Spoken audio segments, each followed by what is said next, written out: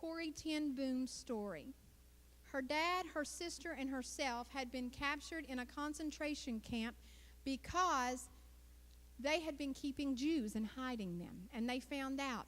And the dad and the sister were killed. And Corrie ten Boom, by an error, was released.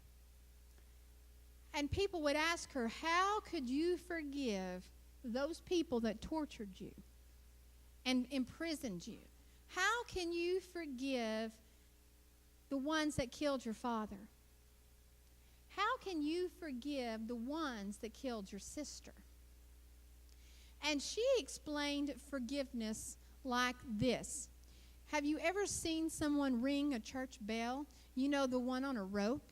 And when you get ready to ring that bell, you've got to pull, and you've got to pull that rope, and you've got to keep pulling. And then once you get that momentum going, the bell starts ringing. But then once you let go of that rope, the bell still rings for a little while. But once the rope is standing still, after a little while, the bell will finally become quiet.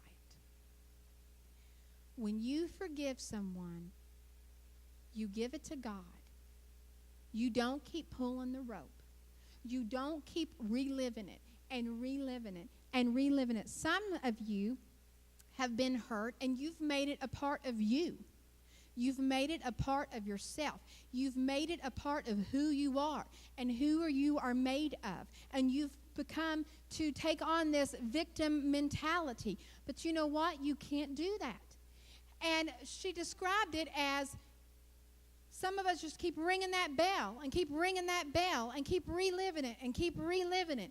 But then once you let go of it and you forgive that person, the enemy will still try to come, and he will still try to remind you of it and remind you. But once you say, I have forgiven this person, and you keep saying it, then all of a sudden that bell is going to be still.